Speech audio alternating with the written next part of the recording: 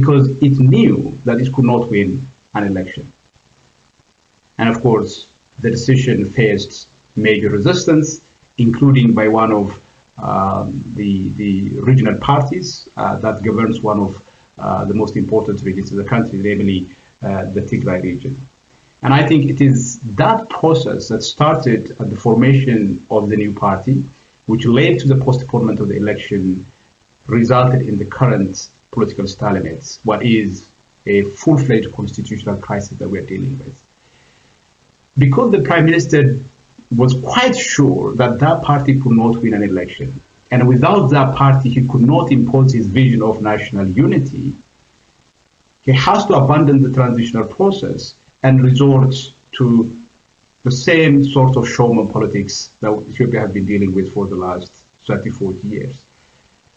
So after the assassination of the Oromo artist Hachalu Hundessa, as Professor Ezkia was saying earlier, the Prime Minister engaged in a massive crackdown in which some of the key political figures, particularly within the Oromia regional state, rounded up and being subjected to what can only be described as a Stalinist show trial. These individuals were arrested and detained mainly to prevent them from participating in the election, because the Prime Minister knows that these are individuals who pose a potent threat to his chance of winning election, particularly in the Oromia regional state. So what we have now is a clear case of a constitutional crisis, where you have the mandate of the government expired as of the 5th of October. One of the most important regions in the country made it very clear that they would not accept the legitimacy of the government, that they would not obey laws made by the federal government, and at the same time, the federal government cutting ties with this region, with the Tigray region.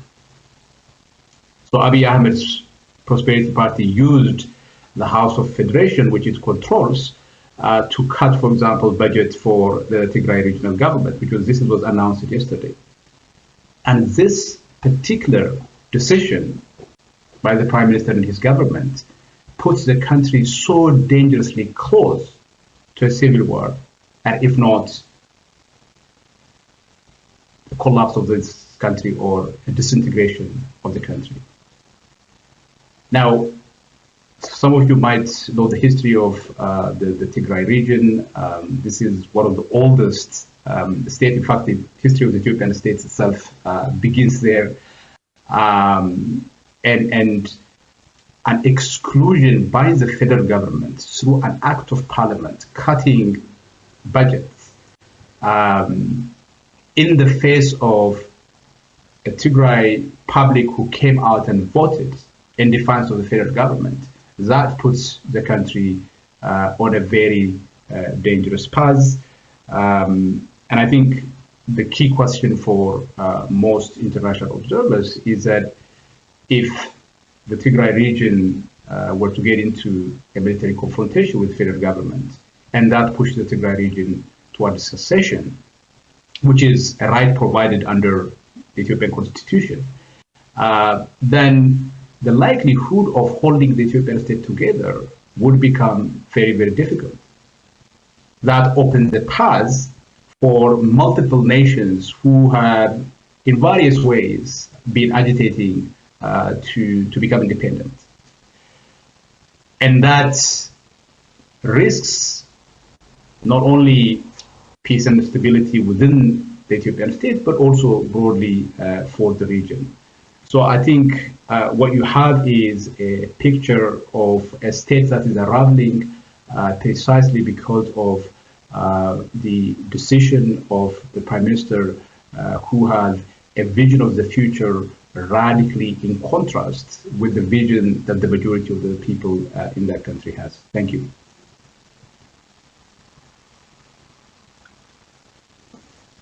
I think Magarsa, you can take it from there. Okay, thank you so much, my brothers. I want to speak on what I know very well about the institutional failure in Ethiopia because of the current government. As it is known internationally, the present Ethiopian government has got special support diplomatically and from Ethiopian people, and the leader of the party won Nobel Peace Prize 2019. After the first year of service, the real behavior of the leader and the real behavior of the government system is revealed to the people and to the international community. And now Ethiopia is in crisis, it is known. So when I start from the institution I was working in, from Ministry of Foreign Affairs and in a diplomatic channel, I can explain very well what I know. Ethiopian foreign policy and the national security was written 18 years ago in 2002. It is still not renewed, and we don't have new written foreign policy. According to that foreign policy, the priority of Ethiopia is economy diplomacy. But when the prime minister came to power without writing anything and without any awareness, he changed this policy to citizen diplomacy. The citizen diplomacy is good, but what is a citizen diplomacy? I was working on diaspora and I know it very well. The citizen diplomacy is not to serve the diaspora and the Ethiopians abroad. It is the way to spy them, the way to make the opposition silence, and the way in which many opposition and the one who makes the voice of the people here to the international community go back to Ethiopia and being detained or get some benefit and being silent, not to speak about this government. That is the main ideology. What I'm saying is this is true. And this citizen diplomacy, you know, Ethiopians abroad are maybe foreign citizens or refugees persecuting that government. Because of that, the Ethiopian embassy and the diaspora's relation is not good relation. Sometimes it is a violent relation, as we know. So there is no service that the Ethiopian diplomatic institution provide to Ethiopian diasporas abroad. Mostly the embassy asks aid or asks some support, financial support like that, but no service. So citizen diplomacy is already a failed diplomacy. It is better to say even economic diplomacy is better because it brings the aid to Ethiopia, it brings investment in the business. That is much better. This citizen diplomacy is making confusion to diasporas and the diplomatic communities. They are very confused because there is a violent relation between diplomats and the diasporas. The diplomats and the diasporas mostly do not agree on many issues, and most of the time, some diplomats, they spy which diaspora is anchor diaspora, who is opposing, who is making demonstration. So it is something confusion even in the embassy. So this is one of the cases. The second, we can take Ethiopia-Eritrea peace agreement. We say peace deal, not agreement. Actually, it is a peace deal. We can see it. No institution knows about that.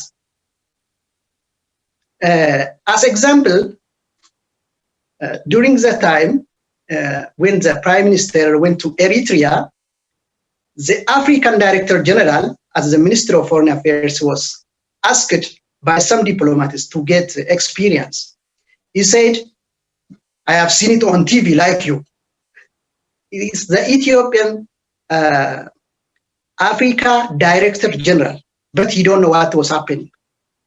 And still today, no institution knows about that. it is not institutionalized, even it is uncertain future for the country. The road is closed. There is no road going into Eritrea now. Yes, it was functional only for 4 months. Now it is closed. Everything is not clear. Nobody can say the peace between Ethiopia and Eritrea is like this. It is simply possible to say the peace deal between Abiy Ahmed and Isaias Afewerki. That is the best way I can explain, because we cannot say anything more than this. African Union, IGAD, other institutions and the neighbor countries didn't participate on the peace deal, but the Prime Minister got Nobel Peace Prize on that. That's very good. That I am happy. But to tell you the truth, when we came to the implementation, it is already no implementation. No, we cannot see. So it is uncertain for the region, and it is very dangerous in the future between Ethiopia and Eritrea when both leaders may be not around. On the third case, we can see how complication was the Verge, Grand Ethiopian Renaissance Dam. It looks now, many people think that it is solved. It is not solved. There is high tension now on that. It was complicated because of the ideology of the Prime Minister. He took to the third country, it was a problem, and it was not institutionalized. It is really a problem for the country too. So everything that is being done in the institution, in the diplomatic channel, is something which is confusion, which is not institutionalized. It is only being decided by the Prime Minister, and even officials don't know what is happening. But they may see it on social media sometimes, they may see it on medias, or at the last minute, they may participate on that issue. So this is what's happening in the diplomatic channel. The other issue I want to say, maybe my co-workers in embassies can participate even on this. The embassies, the Ethiopian embassies and the consulate generals, they don't know what they are doing, because they are not ordered to do something. Because the diplomacy is overtaken by the Prime Minister. The Prime Minister is doing himself, and those diplomatic institutions already they are there, but they don't know what's happening. They are, like a subject, not like institution, not like institution representing the country. I can tell you one example. In March 2019, when the Prime Minister visited Qatar, in the Doha, there was Ethiopian flag everywhere, but the embassy didn't know what's happening. And Ethiopians living in Doha asked them, what will happen tomorrow? Because there is Ethiopian flag everywhere. They asked the ambassador do not know. And then one of the diplomats called Minister of Foreign Affairs of Qatar, why did you make our flag in the city? And they said, tomorrow your Prime Minister is coming to visit us. But Ethiopian embassy do not know. Still, those institutions are already outdated by the Prime Minister. He don't trust them. So everything is not institutionalized. So we can call him directly autocrat, control everything himself, which is the worst for future of Ethiopia. In addition to this, we can see many mistakes. The mistake that we are doing in diplomacy and in government institutions, we can talk many mistakes, but I can see one or two mistakes. For example, in the Ministry of Foreign Affairs again. One is in this ministry, people are assigned by being just a cadre.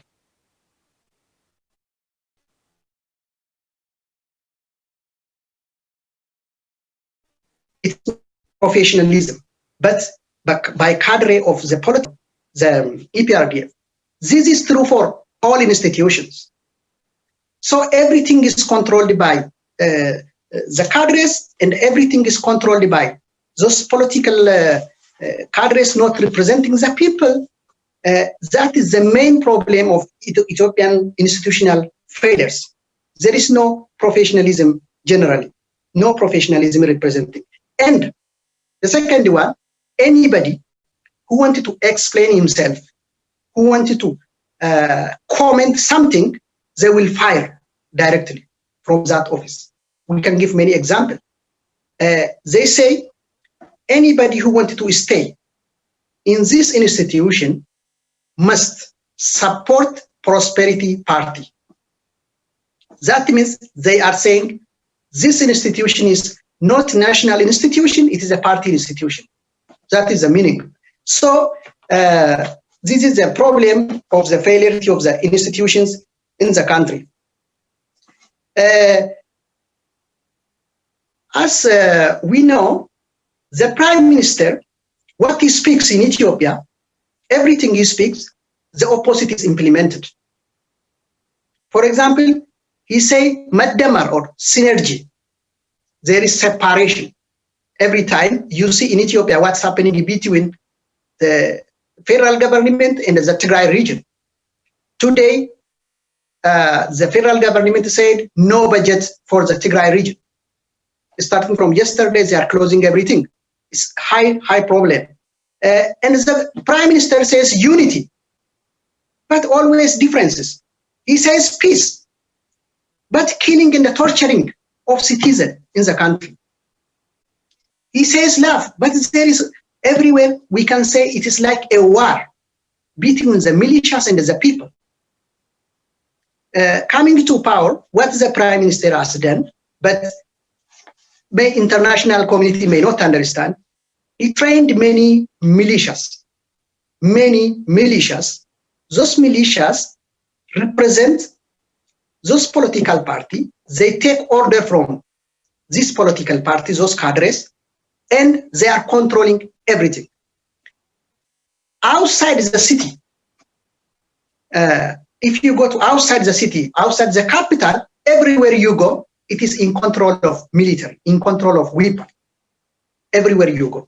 The civil administration is just only to show, or many places you don't see civil administration. It's like command post. So what we can say, the institution, the government institution is not working. The one which is working is everything is securitized. Everything is just taken as a security problem and security threat, and being protected by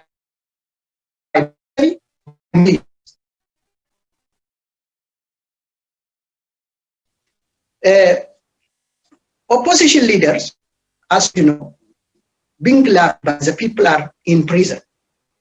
This is all shows the institution, even including the judge, including the justice system. It is cadres, they are in the atmosphere of fear. So you don't see justice in Ethiopia. You don't see justice. Everything you see, sometimes, even if I am not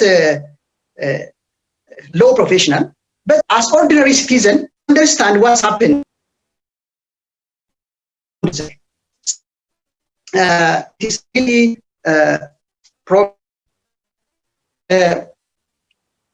because this government appreciates the government before 45 years. Government after 50 years, that means in the last 30 years, it is problem, it is darkness. We were in the darkness in the last 30 years, the Prime Minister said. But he says before 50 years, Ethiopia was better. That means he's appreciating feudalism. But He is saying this time, the people those who are asking democracy is extremist. By the way, the order is given to embassies to say those who are opposing the Ethiopian governments are extremists, the people. Okay. I'm sorry to extremists. And I will have. Yes. I'm sorry to interrupt you, but the connection is not too good, and you are always interrupted with the line is interrupted, and so I guess we can take some questions if you all agree in the room. So please, all those who attend this this conference, you can raise your hand with a button that is on the lower side of your screen on the right. First, you have to open participants, and then you will see the names appearing, and then you can raise your hand. So, is there any question in the virtual room?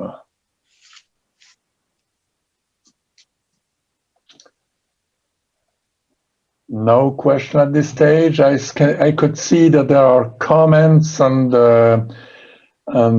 comments on YouTube and Facebook.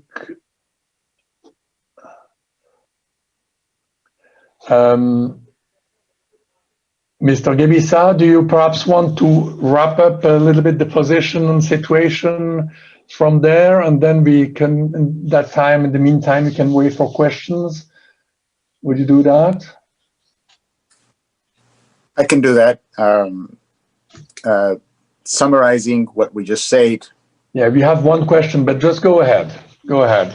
Yeah, we presented from a historical, legal, constitutional, and institutional perspective that the conduct of the government is not in concert with the Constitution of Ethiopia.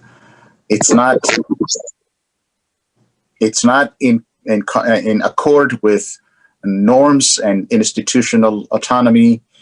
That the country is really tittering. That there is really nothing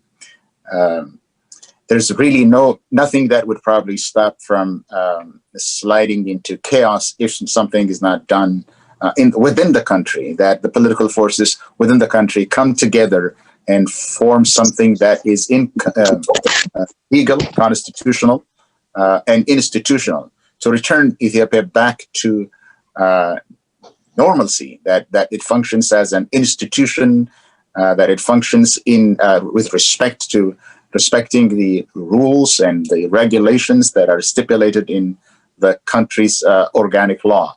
If that is not done, as we just said, that everything is trampled upon. The rights of people is trampled upon. The institutional autonomy is trampled upon. Legal and constitutional procedures are trampled upon.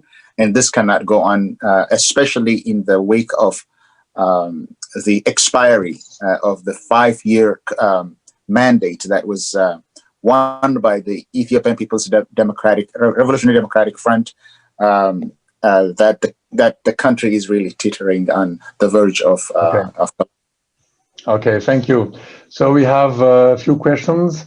Please, those who will ask questions, tell us your name and the organization you are working for or the organization you are representing. So I give the word to Zach Dube. Can you please ask your question? Please put on your microphone. Yes, Zach Dube. Yep, it is me. Okay, ask your question. Who are you? And ask your question, please. Hey, my name is Abdurazak Bey. Just from Hello Media. It's one local media that work for Oromo people. So my question for the presenters, for all of them, since we are presenting this for international community, what are expectations we are looking for from international community, especially those countries that are ally of Ethiopia, that have been given support for Ethiopia for a long period of time. What are expectations we are expecting from Ethiopian allies and international communities after this presentation? Thank you so much. Thank you. Who wants to answer this question? Mr. Allo? Your microphone, please. Yeah, so the purpose of the conference, as I understand it, is to create an awareness of what is actually happening in the country. There are two contrasting visions of the future in Ethiopia today. One is a vision that is based upon the existing constitution that supports a multinational federal democratic order that is pluralistic, that's diverse, that gives recognition to the diversity and the difference that is unique to the Ethiopian state. The other is a vision of the future that is promoted by the current Prime Minister that appears to want to resurrect a particular idea of Ethiopia that has been rejected in the past, that has taken us down a very dangerous path. I think Professor Ezekiel has talked about that, specifically citing Meles Zenawi himself. And we are at a point where we are facing an abyss at the moment. It's absolutely fine if the Prime Minister had his vision, but once that vision tabled before the Ethiopian public and the Ethiopian public was given the opportunity to choose, that's absolutely fine. But the problem is that the Prime Minister is determined to impose his idea of national unity on the Ethiopian public. He has already arrested some of the critical voices who would mount a significant challenge to him. And this move to impose a particular vision of the future on a highly diverse country like Ethiopia would destabilize not only the Ethiopian state, but the entire Horn of Africa region. This is a country geostrategically very important in the region. Several countries around the world have significant geostrategic interest on Ethiopia. Anyone who is watching what is unfolding in Ethiopia today must be extremely concerned. There is already a region in Ethiopia for the first time in history that is saying we will not obey laws that are made by the center. This is unprecedented in Ethiopian history. And it is such a complex landscape, and all we are really trying to do here is to draw the spotlight on the complexity of the situation. That is not a simple question of the Prime Minister who wants national unity and other forces who wants more autonomy and independence of the region. It is far more complex than that. Thank you. Mr. Gebisa or Mr. Megerza, do you want to add something to that? Yes, I want to. Oh. Okay, thank you. Go ahead. Mr. Megerza, go ahead. Sorry, it's me or Professor? Yeah, okay, go ahead shortly, and then we jump to the next question. Just shortly, only one point. What is the expectation from the international community when you say, as Dr. Awal said, Ethiopia is a big country with more than 100 million population. If the region is not safe, not only Africa, Europe may not be safe because of migration crisis. It is highly problem. So it is better to make pressure on that government to come to democracy. That's what I wanted to add. Thank you. Thank you. Mr. Gebisa? The context in which we're speaking about Ethiopia's direction is that two years ago, the country started democratization. Now, the process of democratization is laudable in and of itself. The international community could encourage the country to continue on the path of democratization.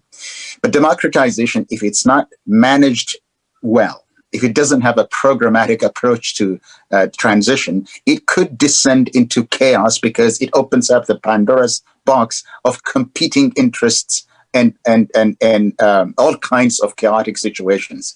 That's what we have been warning the Ethiopian government, that there needs to be a social contract. At least that would probably serve the period of transition to democracy. The Ethiopian government, headed by the prime minister, had a very, very drastically different view of the contract that was established in 1991 and had been worked on in Ethiopia for the last 30 years. They wanted to change the course of the country to what they considered to be, as I was saying earlier, which is a liberal internationalist vision, but it was basically, the vision was a warmed over autocratic vision that takes us about 50 years back. So this is the tension, where the tension is, and the international community is fairly warned that what happened in Yugoslavia could be replicated. There's nothing that could prevent it from happening, because when empires are opened up, all kinds of forces are unleashed, and it could really lead to a war of all against all. Thank you. So we go to the next question. There is somebody under the name of iPhone. Please tell us our question, but first tell us your name and your organization. Thank you. Thank you very much. I am a member of Oromo community from Switzerland. My name is Leta. My question is both to Professor Ezekiel and Dr. Awal. From the legal and historical viewpoints about the government decision to cut budget to Tigray region, is there any experience from historical viewpoint that any federal government can cut budget to one of this, important member of this federation? From the legal point of view, Dr. Awal, how this can be seen that a country which is supposed to lead the entire region, the government sitting in the federal cut the budget from regional government.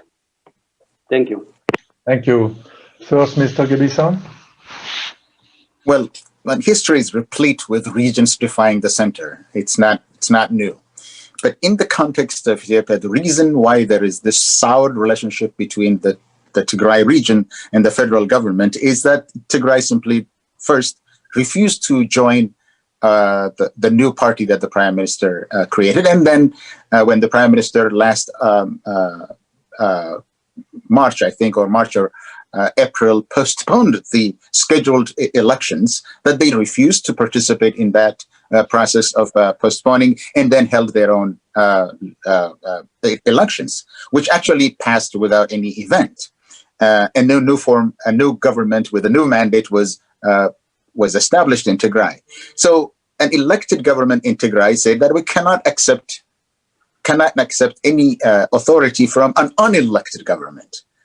The fact of the matter is that the regional government is elected, and that their crime is that they conducted election according to their federal constitution and their own regional constitution, and that this is a crime that would lead to cutting off relationship with the region, and to the extent of cutting off economic relationships with the region, which is part of the federation, is totally unprecedented. It's not that just unprecedented. It is dangerous. It's very, very dangerous. It's been dangerous that they were competing for the last 2 years in a very dangerous manner. But now that the legally constituted government in the region is being bullied by a government from the center for obeying their own laws, is just unprecedented, and a very dangerous collision path that could have ramifications, not just to Ethiopia, but also for the Horn of Africa. Thank you. And the other question was to Mr. Awal. Yeah, so I think I have stated on several occasions in public that there is a solid constitutional basis for the Tigray region to hold regional elections. The federal government, through some kind of constitutional manipulation, decided to postpone both regional and national elections. There is very little that the Council of Constitutional Inquiry said about regional elections in their decision, which is rubber stamped by the House of Federation. So neither that decision nor anything in the federal constitution provides the basis for the federal government to overrule the decision of the Tigray regional state. And that was an election which even opposition parties in Tigray recognized to be perhaps the most democratic that the country has seen so far. So for the federal government to want to punish a region that is autonomous, that is constitutionally sovereign, simply because it exercised its sovereign authority to hold constitutionally mandated election, it's very difficult to fathom how anyone with a rational mind could come to that kind of decision. Just from like a technical constitutional point of view, let alone the political implication of that. Now, when it may be easy for cheerleaders of the regime to say that, well, this is a decision aimed at TPLF, because when you point your fingers to TPLF because of the history of TPLF dominating Ethiopian politics for the last 27 years, most people would buy it. But I don't think people in Tigray would buy that. I don't think that distinction between TPLF and the Tigray people holds any analytic purchase today. Significant number of people came out, voted significantly, overwhelmingly for TPLF. And when you use economic measures, economic resources constitutionally held by the federal government against an important integral part of the federation, and I think that is perhaps the single most irresponsible steps that the federal government could take towards endangering the federal arrangement itself. So there is absolutely no constitutional basis for the decision of the federal government. Thank you. You have one more question from Kia Seni. Please, Mr. Seni. Hello, my name is Kia Seni. My question is to all of you. I'm sorry. Are you representing a media or an organization? Yes, I'm representing Kello Media. I'm the director of Kello Media. Well, my question is to all of you: how feasible is a transitional government in Ethiopia as it stands right now? And it seems like the country is facing two things currently. One is disintegration, and the second is transitional government. And what could be the role of international community in facilitating this when no one in the government is legitimate to hold an election or to do anything as it stands right now? Thank you. Thank you. So all of you shortly, starting with Mr. Megerza. Yes, as I said, the role of international community in this issue is international community has interest in the region. To protect its interest, the government accepted by the people is important in the region. This government is totally not accepted by the people, and outside the capital, every place is command post, as we said. So the international community should use to make Ethiopia transition. They should help Ethiopians, because the Ethiopians themselves must struggle to change this system or to democracy. So they should help Ethiopians and the Ethiopian communities and the Ethiopian institutions abroad and opposition parties who has acceptance by the majority of the people in the country, like Oromo Federal Congress and like Oromo Liberation Front and others in the region. They are there. So we need the international community support, and that is possible. There is experience, many experiences. I cannot talk now. So there is a way, there is possibilities. That's what I'm to say. Thank you. Thank you. Mr. Gebisa? Now, the question is, how feasible is a transitional government in Ethiopia? I think the point is that the incumbent government is basically illegal because the term of office for 5 years that is constitutionally mandated is over. So it was over now about 2 or 3 days, expired on October the 5th. So opposition politicians have suggested that between now and election, because the election that should have been held as mandated by the Constitution did not happen, citing COVID. But today there has been no election. Today there should have been a new government in place, a new council, a new parliament in place. But that hasn't happened. So there is an expired government, a government whose mandate is expired. There is no scheduled election whose date is not known. So in this void, some politicians and political parties have suggested that there should be some kind of a transitional arrangement to lead the country in the absence of a legal incumbent. How feasible is that? From the behavior of the Prime Minister over the last months, and from what I actually hear, I cannot see that the Prime Minister would probably bring himself around to realizing that his position is untenable from a strictly constitutional legal perspective. But I don't know. I mean, it's up to the Prime Minister to recognize the reality of the landscape of the political landscape in the country. That the country cannot be governed by an illegal government indefinitely, and that's one alternative. But it's the uncertainty in the country is as stark as it is. I don't think that they will yield to the opposition demands and enter into a negotiation to form some kind of arrangement between now and election, whenever it's going to be held. Thank you. Mr. Howell, transition feasible? Yeah, I too share that very bleak view of Professor Isgale in terms of whether the government is likely to come around, enter into some kind of negotiated arrangement that would return the country back to a transitional path.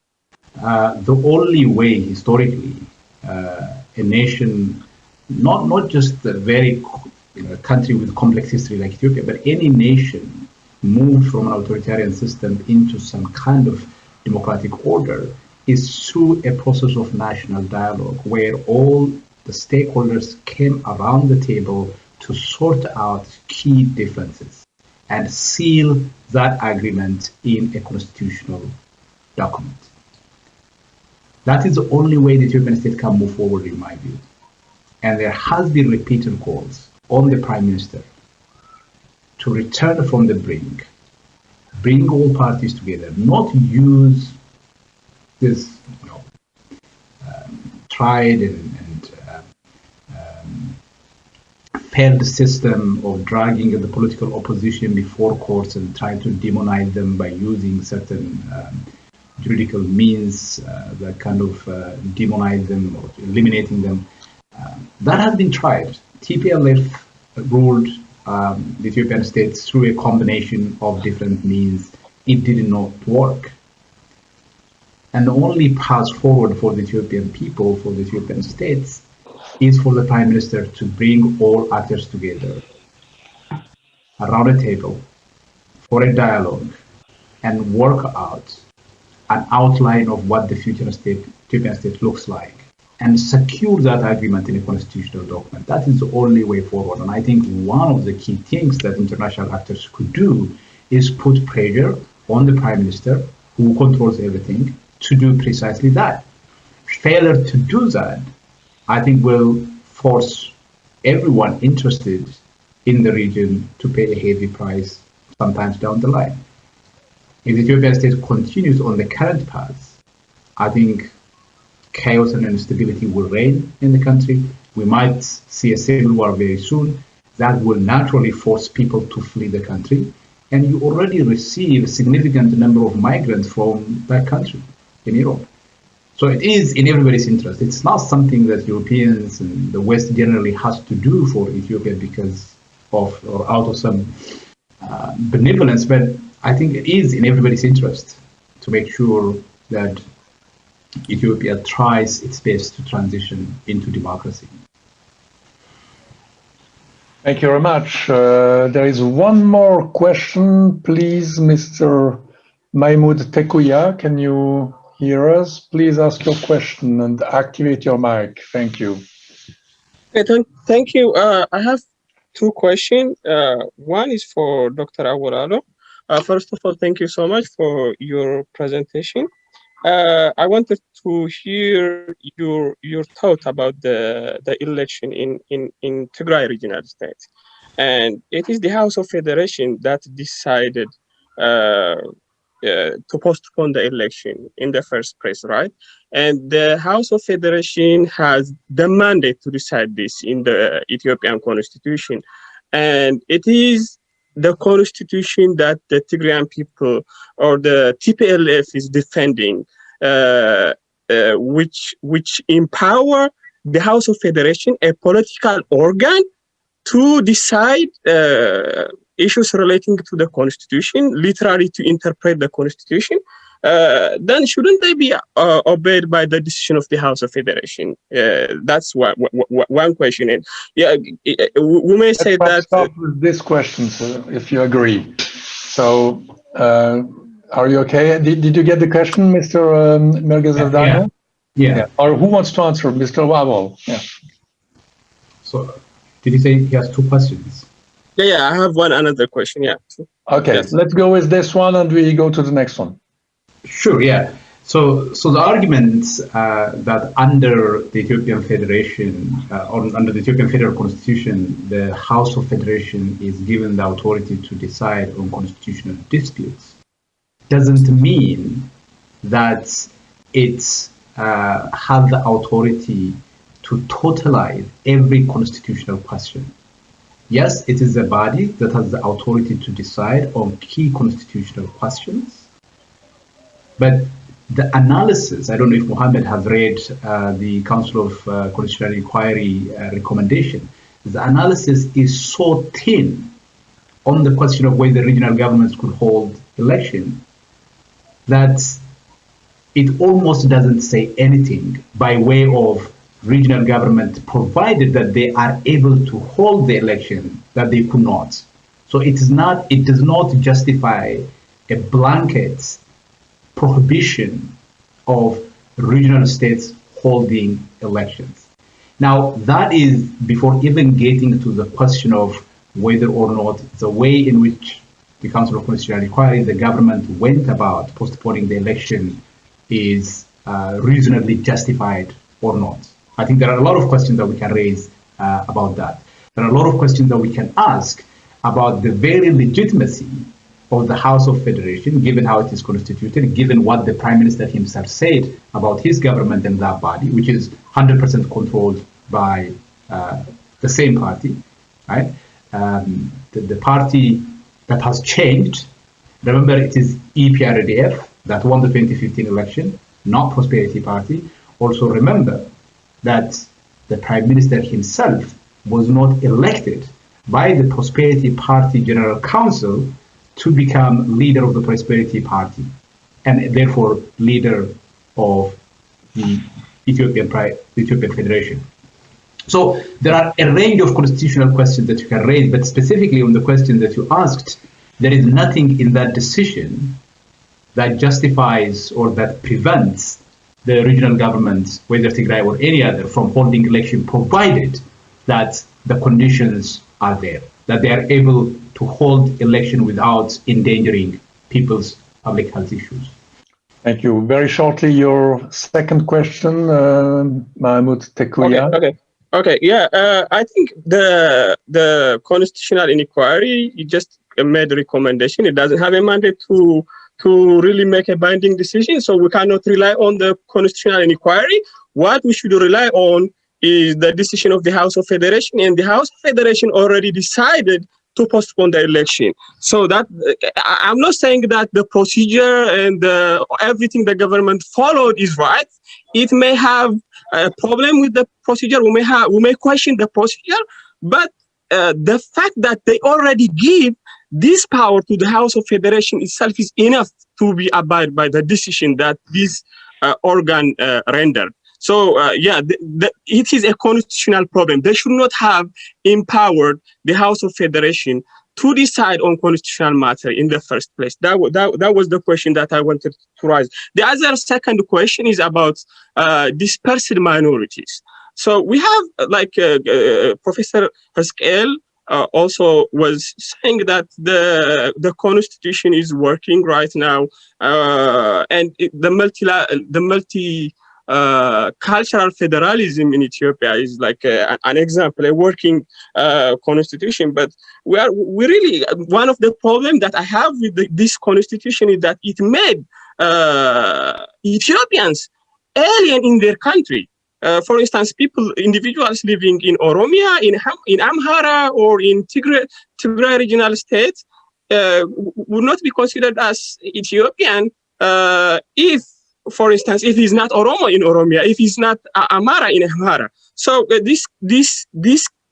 what kind of protection should be given to minorities living in different regions? Okay. That's the question that I have. Thank you so much. Mr. Ezekiel Gebisa, perhaps, can you answer this? Yeah, for the last 6 years, I mean, the protest that roiled the country from 2014 to 2018 and brought the current prime minister to power was a popular protest demanding constitutional rights. The rights are enshrined in the Constitution of Ethiopia be respected, and that the regions become self-governing. That was the message from the protests. I do not say that the constitution cannot be changed. I will never say that the rights of minorities should not be protected. If there are shortcomings in the constitution, there is a constitutional procedure to amend it, and people could come together. Like Dr. Awar was saying, that stakeholders in Ethiopia, not just one party, stakeholders could come together and address some of the shortcomings in the constitution or in the practice of the multinational federation. That could be done. It could be done, but that should be done after elections, after people have spoken, after they have elected their representatives, not by manipulating the constitution and issuing a very tortured and twisted interpretation that 5 years could mean 6 or 7 years. That's not the way it should be done. If the genuine concern that he expressed about the rights of minorities in the federal units, it should be done after election and following constitutional procedure. That should be done that way, and not by extending one's term in office beyond what is constitutionally possible. Just very briefly, I think, Mohammed, your point about the House of Federation having an authority to determine constitutional matters, from a purely constitutional point of view, I do agree with you that the way in which it is written into the Constitution, the House has a plenary power in terms of the right to interpret the Constitution. But that does not mean that the House can actually say anything that is inconsistent with the founding principles of that Constitution. The Council has to justify within the constitutional framework the decision that it reaches. Without a legally justified, a constitutionally justified decision, just because it said so doesn't mean that it has a constitutional value. And I think that's an important point to keep in mind. On your point about the rights of minorities, I think almost every Oromo intellectual, Oromo elites, activists that I speak to, most people who understand these issues from a kind of legal, technical, constitutional point of view recognize the importance of strengthening the protection of minorities in the Ethiopian constitution. Most people recognize that. Where people have a problem is this idea that the problems that we see in Ethiopia today were results of the multinational federal arrangements that is put in place. We all know that the multinational federal arrangement, despite putting the structure in place, was not implemented. We also know that ruling elites used the constitutional apparatus to pit one group against another to prolong their life on power. TPLF did that, and the current Prime Minister is also doing precisely that. The only difference now is that he is using the opposite side of the discourse than the discourse that the TPLF regime was using, which is this idea of Ethiopia unity, Ethiopia first, that's ethnic nationalism and specific ethnic-based organizing and mobilizing represents a danger to the Ethiopian state and so on and so forth, that we cannot have a common identity and so on and so forth. I think most people in Ethiopia would want to move to a position where we could have a common national identity, but I want to see myself in that common national identity. I don't want to be expected to celebrate so-called national identity in which I don't find an expression as a person culturally. The human person is not just this naked human body. It is his culture, his language, his way of being and acting, his ethos that make it who he is. That's what makes us a human person. And most people want to move towards that position. But the only way we can move towards that position is if we come together as diverse people, agree on an outline of the future for the Ethiopian state, and implement that agreement by way of a new constitutional arrangement that over the course of time solves this problem that we see now. Once that problem is solved, maybe in the future, these identities that we talk about may not be particularly significant. It's not that most people don't recognize the problems that we see now. We do. But at the same time, the solution is not to simply dismiss, ignore, and demonize the way people understand themselves, the way people are organizing and mobilizing. There are reasons why people are mobilizing in these terms, why people are organizing in these terms. We have not addressed that central problem. And I think that is precisely what this question has been in terms of these two contrasting visions of the future. Thank you very much. I guess we are at the end of this this press conference. We have to wrap it up. All questions have been answered to. Just an information, there are about 300 persons following us on YouTube right now, and even much more on Facebook Live. And there are more and more people who are watching this, and this video will also stay available on the Press Club website, www.pressclub.ch. So thank you, professors, for your interventions. Thank you, Mr. Mergelza Dano, and I wish you a good end of afternoon. Bye-bye. Thank you. Thank you.